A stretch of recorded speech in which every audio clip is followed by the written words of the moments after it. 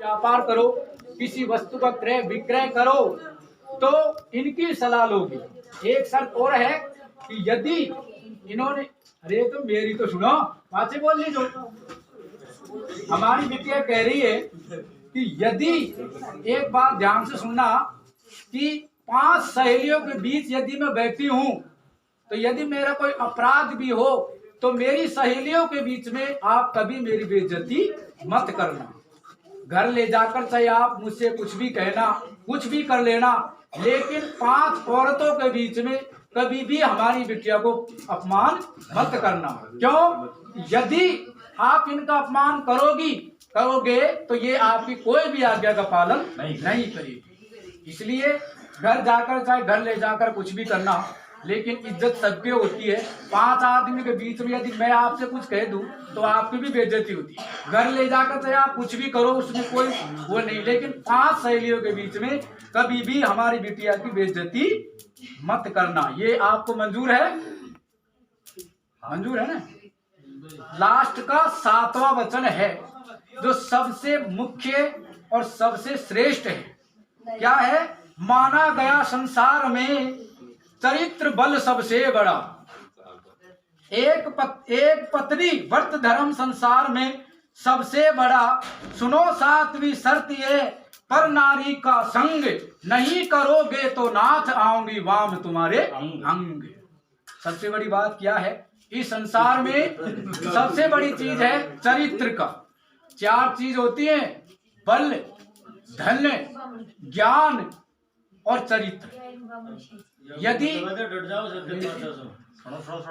सबसे बड़ी बल, धन, ज्ञान और चरित्र। बल आपके अंदर नहीं हो तो दख जाएगा, कोई बात नहीं। धन आपके पास नहीं हो तो गरीबी में भी जीवन कर सकता है। ज्ञान आपके पास नहीं हो तो भी कोई बात नहीं, लेकिन एक चीज आपके पास अवश्य होनी चाहिए, वो है चरित्र। यदि आप बलवान हैं, धनवान हैं, बुद्धिमान कितने भी हो, लेकिन आप चरित्रहीन हैं तो आपका कोई भी सम्मान नहीं करेगा। इसलिए हमारी बिटिया कह रही है कि हमेशा एक पत्नी व्रत धर्म का पालन करना और मेरी आज्ञा का पालन करना, तभी मैं आपके वाम आऊंगी। स्वीकार है?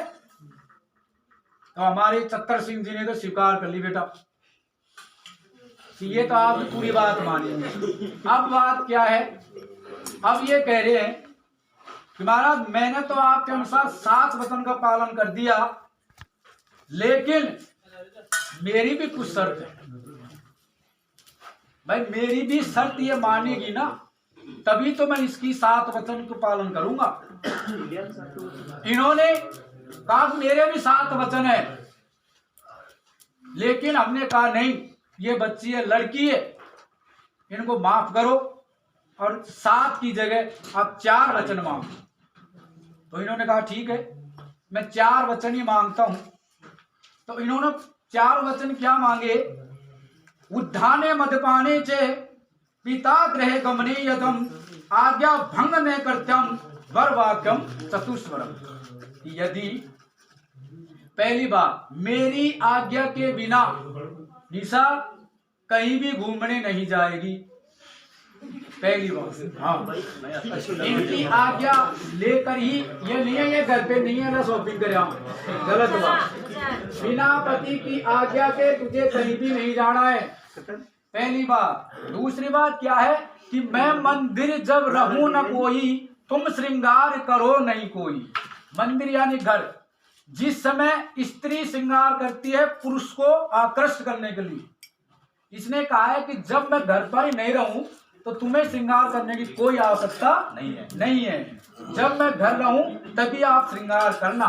ये इन्होंने वचन मांगी। तीसरा है पिता गृह गमने, मेरी आज्ञा के बिना अपने पिता के घर भी नहीं जाएगी, क्योंकि सती जी भगवान शंकर की आज्ञा का उल्लंघन करके राजा दक्ष के घर चली गई थी। उसका परिणाम आपको पता है क्या हुआ? यज्ञ विध्वंस की जी रक्षा की ने मुनि, सारा यज्ञ विध्वंस हो गया, घर उजड़ गया। इसीलिए इनकी आज्ञा के बिना अपने पिता के घर भी नहीं आना चाहिए। यद्यपि माता पिता गुरु और मित्र के घर बिना बुलाए भी जा सकता है।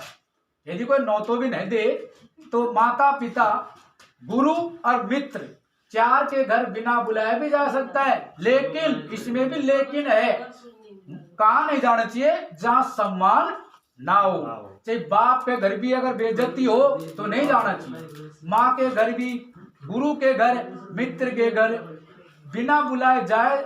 चाहे इज्जत हो तो बिना बुलाए भी जाओ, इज्जत नहीं हो तो बुलाने पर भी नहीं। ऐसा क्या है, सती जी दक्ष के घर चली गई बिना बुलाए, लेकिन उसका परिणाम क्या हुआ, उनको यज्ञ में पढ़कर मरना पड़ा। इसलिए बेटा इनकी आज्ञा के बिना कहीं भी मत जाना, यानी पिता के घर भी मत जाना। आज्ञा भंग न करतम, इनकी आज्ञा का पालन करना।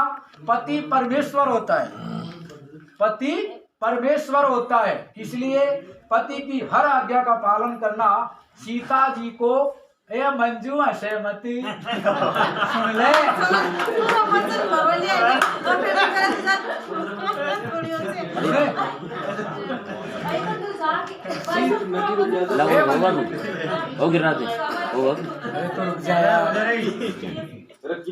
अगर सुनो, यदि इन वचन का पालन कर ले ना ये दोनों, तो जिंदगी में कभी भी रिश्ता टूटने की नौबत नहीं आती है।